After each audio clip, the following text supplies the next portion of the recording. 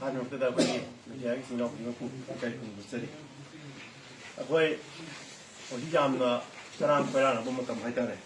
ꯃꯤꯌꯥꯝꯁꯨ ꯌꯥꯝꯅ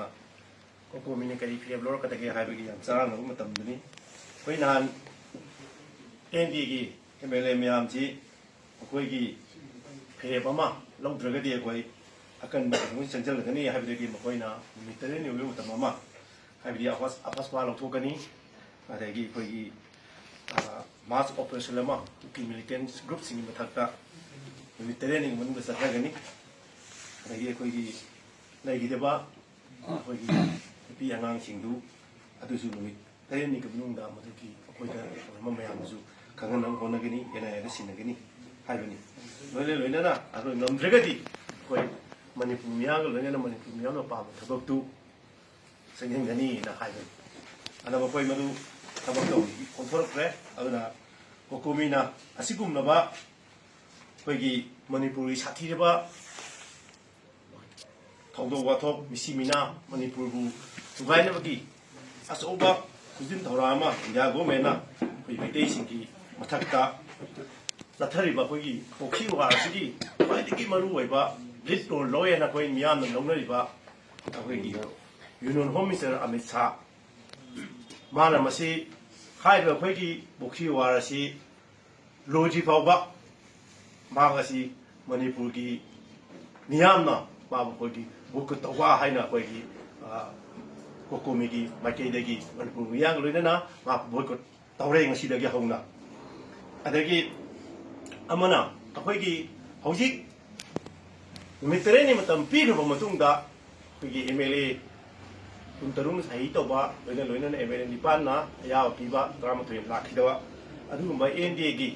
ꯋꯥꯔꯦꯞ ꯑꯗꯨꯗ ꯅꯨꯃꯤꯠ 8ꯅꯤ ꯑꯗꯨ ꯁꯨꯈ꯭ꯔꯕꯁꯨ ꯃꯈꯣꯏꯅ ꯄꯥꯡꯊꯣꯛꯂꯛꯇ꯭ꯔꯕꯅꯤꯅ ꯑꯩꯈꯣꯏ ꯃꯅꯤꯄꯨꯔꯒꯤ ꯍꯧꯖꯤꯛ ꯂꯩꯔꯤꯕ ꯑꯩꯈꯣꯏꯒꯤ ꯍꯥꯟꯅꯗꯤ ꯑꯩꯈꯣꯏ ꯁꯦꯟꯇꯔꯁꯨ ꯑꯩꯈꯣꯏ ꯊꯝꯖꯤꯜꯂꯝꯃꯅꯤ ꯁ꯭ꯇꯦꯠ ꯑꯃꯗꯤ ꯁꯦꯟꯇꯔ ꯌꯥꯎꯅ ꯃꯥꯒꯤ ꯑꯩꯈꯣꯏꯒꯤ ꯂꯩꯉꯥꯛꯀꯤ ꯂꯣꯏꯁꯪ ꯈꯨꯗꯤꯡꯃꯛ ꯍꯌꯦꯡꯗꯒꯤ ꯑꯩꯈꯣꯏꯒꯤ ꯅꯨꯃꯤꯠ 2ꯅꯤ ꯆꯨꯞꯅ ꯑꯩꯈꯣꯏ ꯁꯠ ꯗꯥꯎꯟ ꯇꯧꯖꯔꯦ ꯍꯌꯦꯡꯃꯛꯇꯒꯤ ꯍꯧꯅ ꯑꯗꯨꯒ ꯃꯁꯤꯗ ꯑꯩꯈꯣꯏꯒꯤ ꯀꯣꯝꯊꯣꯛꯀꯗꯕ ꯑꯩꯈꯣꯏꯒꯤ ꯏꯁꯦꯟꯁꯤꯌꯦꯜ ꯁꯥꯔꯚꯤꯁꯁꯤꯡ ꯑꯃꯗꯤ ꯑꯩꯈꯣꯏꯒꯤ ꯏꯖꯨꯀꯦꯁꯟꯁꯤ ꯑꯩꯈꯣꯏ ꯀꯣꯝꯊꯣꯛꯆꯒꯅꯤ ꯂꯣꯏꯅꯅ ꯑꯩꯈꯣꯏꯒꯤ ꯃꯅꯤꯄꯨꯔ ꯃꯤꯌꯥꯝꯅ ꯍꯥꯟꯅꯗꯒꯤ ꯇꯥꯗꯨꯅ ꯂꯥꯛꯄ ꯗꯤꯃꯥꯟ ꯑꯃ ꯍꯥꯏꯕꯗꯤ ꯑꯩꯈꯣꯏ ꯀꯨꯀꯤꯒꯤ ꯃꯤꯅꯤꯁꯇ꯭ꯔꯤ 2 ꯌꯥꯎꯔꯤꯕꯁꯦ ꯑꯩꯈꯣꯏ ꯂꯧꯊꯣꯛ ꯍꯥꯏꯗꯨꯅ ꯇꯥꯗꯨꯅ ꯂꯥꯛꯄꯅꯤ ꯃꯁꯤꯁꯨ ꯑꯩꯈꯣꯏ ꯑꯊꯨꯕꯗ ꯂꯧꯊꯣꯛꯇ꯭ꯔꯒꯗꯤ ꯑꯇꯣꯞꯄ ꯃꯈꯜ ꯃꯌꯥꯝꯒꯤ ꯑꯩꯈꯣꯏ ꯈꯣꯡꯖꯪ ꯆꯪꯁꯤꯜꯂꯒꯅꯤ ꯃꯅꯤꯄꯨꯔ ꯃꯤꯌꯥꯝꯒ ꯂꯣꯏꯅꯅ ꯍꯥꯏꯕ ꯑꯩꯈꯣꯏꯒꯤ ꯈꯣꯡꯖꯪ ꯑꯍꯨꯝ ꯑꯁꯤ ꯍꯥꯟꯅ ꯂꯧꯊꯣꯛꯆꯒꯦ ꯃꯁꯤ ꯃꯈꯥ ꯇꯥꯕ ꯈꯣꯡꯖꯪꯁꯤꯡ ꯑꯩꯈꯣꯏ ꯃꯁꯤ ꯅꯨꯃꯤꯠ 2ꯅꯤꯁꯤꯒꯤ ꯃꯇꯨꯡꯗ ꯑꯃꯨꯛ ꯃꯤꯌꯥꯝꯗ ꯊꯝꯖꯒꯅꯤ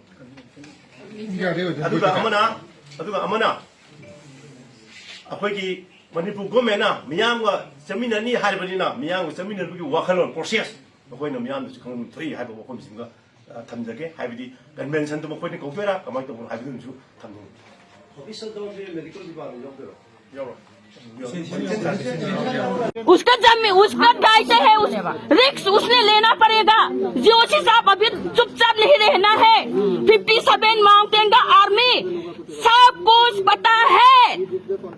कुकी अग्रवाल कहाँ रहता है वो लोग का कैंप कहाँ रहता है सब कुछ अंदर मैंने भी देखा हिला करेगा तो आप लोग पोजीशन में रहेगा यार क्या लगाएगा इसमें क्या फायदा मिलेगा हम लोग का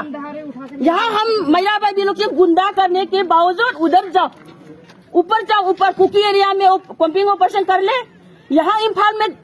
पता नहीं कहाँ से आया है पता नहीं कितना आया है आर्मी सेंट्रल फोर्स कितना आया है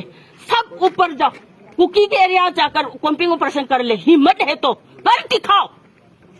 नहीं तो हम लोग महिला भाई लोग से परेशान देकर रहा हमने एक बार भी नहीं शुरू किया है ऊपर से कुकी लोगों ने पहले हत्या लगाएगा इंसानी लगाएगा गांव लोग को परेशान देगा मारेगा बच्चों लोग कितना औरत लोग मारे गया इतना होने के बावजूद भी जोशी को शर्म आना चाहिए वो गलत खबर भी दे रखा है हमारा 50 वो क्या नाम है आर्मी जीवो स्टाफ को शर्म आना चाहिए आप लोग के बीबी के बच्चों की साल होगा तो क्या होगा आप लोग सोच ले हिमल है ना, जाओ यहाँ नजदीक है कुकी, 1 किलोमीटर भी नहीं है, 2 मीटर तक है। यहाँ से जाकर देखो, कॉपिंग ऑपरेशन करना चाहिए। कल से क्या सोचते रहता है यहाँ आर्मी। आप लोग का तो मातृभूमि नहीं है ना, इसलिए ऐसे पोजीशन में खड़े हैं। हम लोग के पास आम है क्या? आप लोग खड़े ऐसे हो के हम लोग को क्या जान रही है? आप लोग को जीओसी आके हम लोग से बात करने दीजिए। यहाँ हमारे इंजीनियर लोग का, हमारा आदमी लोग का देखभाल करना नहीं चाहिए, तो क्यों अंदर काम करने के लिए बुला रखा है जीओसी साहब को? शर्म आना चाहिए। क्यों अंदर साइन करके काम करने दिया है? उसका दायित्व है, रिस्क उसने लेना पड़ेगा। जीओसी साहब अभी चुपचाप नहीं रहना है। 57 माउंटेन का आर्मी, सब कुछ पता है। कुकी अग्रवाल कहाँ रहता है, वो लोग का कैंप कहाँ रहता है, सब कुछ अंदर मैंने भी देखा है। इतना सब कुछ पता करने के बाद भी अभी तक कुछ भी वो लोग के साथ कुछ नहीं कर पाए। आप लोग शर्म आना चाहिए। खतम मोतनी अखोइना संगीजे लाइफ रिस्क लोग हाइतर अखोइना संगीजो मोइगी एश्योरेंस ने मोइ फुल सिक्योरिटी सेफ्टी पी संगाई फुदर अखोइ संगे द जंगी आदा मी मा कोइ मांगे दो अखोइ नराम नाम मु थेले अदो नसाइ के कैमरा के काउलो जीएम दे मोइ देसो सक्के टेस्ट तौदो फमलबा अदुना जी अखोइना चंगा जीओसी का उनाबदो करि हाइतारे माजी एसेंस मोइजो 100% मोइ इफोर्ट थादर सिबाइमेंट पर थीरी अदो मी एमा सडनली डिसएपेयर तौदो कमाइना तौनो मोइजो खंगदो अदो खोइजो खंगदो अदुना अखोइना मोइदा मीदो फंगनब थीनब डेडलाइन पियो हाबदो मोइ पिबो ngamdre अदुनो खोइ अदुम खोंजंग जंगबो मखा ताना सुम फंगजबो सुम चंगना ता मोइदा डेडलाइन पियो याके हाइबो दिक्ते यारे ओये करीनो मोइनो मेनली हाइरिसे करीनो कितन मेनली मोइजो क्लूलेस ओरे हाइतारे कईनोदी सीसीटीवी फुटेज हादी मोइजो पाउजे लेली फंगे हाइग्रेबा हाइदी पुंग अमा स्वाइदा कोगी मी मांग्रे मतुंगसिदा अखोइजो मुक मीजे मांगे मांग्रे कन्फर्म ओइदनो खोजा हाइ यादबा युमदा हाजि ऑफिस टाइमिंग दे हलकदा थियंगबो ओरमिना अदु कांदा फैमिली मेंबर्स चेक तरो कोइ पाउ फनर कांदा नासे अदु थिगेलकदो मोइजो थियंग फंगे अदु हेड पाउ फंगदगी मोइजो मोइगी जवान एलिस 500,000 तौरगा सर्च ऑपरेशन तौरिबो नुंदा marang dina ngasi buk tori hujik tori aduda camera da yaudamina mi da sangi baidi lerga thoki baiji camera record coverage laitaba adu moijo clueless oira koijo clueless oira adu moijo expression ti ngam da ida sai bi habi gre ko samani janna bi camera so mang bi khom mam lai cha ya na public ta secure or ta bose so bitang bi kari public haidi moina security kitang ti bida hoi mi sam budi sang sang han re full safety security ni ada moi side के section में कितने वाल है कदा आउदा कितने safety कितने वाल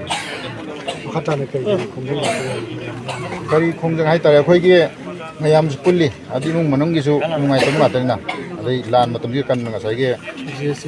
GSM semam darkar leire aduga khoi mi je phangdi bo hai tare adu phangdi bo dum khongjing je han da aduga moi gi lifeline lambi dum thob pai ta adu main to buta adu lana thasat tu bicha si degi hogi dur ba daga GSM tu to buta akoi hobudi ngarang de horogu mane mayam pullaga adu hena hujing moina assurance pirak tamina adu mi do phangdi bo di akoi ni hena akanba khongjing jang ta local MLA mafam ji jo minister ju lai plus government da sumba thob chu gasi no han medate mamang de camp thokre ami leina that force leina sida ju mamang ju si camp ji da mafam ji tabuk suba kayam ju thuba saiba thodo ba thokre swai ji da government gi oba coaching asi ba ju sab saba inta tobong da bu mambi ta ba plus miam ju pelo phongtong na ba swai ji kaya ji government gi kan ang de government de khoi mam phangi dungai leitragum ni natra social media da kha tawna bi ma tawna bi aduna ni government na khitang yengjala di lai raponi adu government na jo adum sonda manung ji pressure pi haningi aduga athu da koi mi do phangna bo hana bi batuna सरकार की मदद से कितना pressure किया करने से मिलता है तो कोई मैं प्रजा में पुल्ला कितना खोंगे में समय ना मैं